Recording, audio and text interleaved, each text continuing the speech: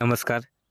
हवामान अंदाज आणि बातम्या या आपल्या यूट्यूब चॅनलमध्ये मी किरण वाघमोडे तुम्हा सर्वांचं स्वागत करतो. आज 11 मार्च आणि आता आपण पाहूयात की 12 मार्च रोजी राज्यातील हवामान कसं राहील.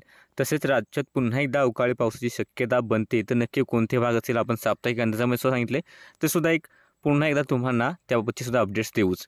तर सर्वात प्रथम जर आपण सध्या पाहिलं तर ढगाळ्याचं वातावरण चंद्रपूर, गडचिरोली, नांदेड, लातूर, धाराशिव, सोलापूरच्या भागांमध्ये पाहायला मिळते की 11 मार्च साधारणतः 5:30च्या आसपास या ठिकाणी हलकंसं ढगाळलेलं वातावरण आहे.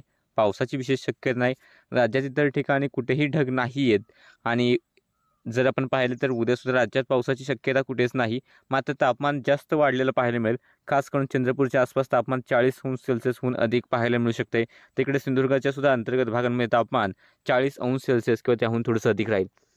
आणि त्यानंतर किनारपट्टीपासून दूर असलेले कोकणातील सर्वच भाग असतील किंवा सोलापूरचा भाग असेल, नांदेडच्या आसपास किंवा परभणीच्या आसपासचे भाग असतील, अकोला असेल, जळगाव असेल आणि विदर्भातील बहुतांश भाग असतील, या ठिकाणी सुद्धा तापमान जवळपास 39 ते 40°C आसपास राहू शकते.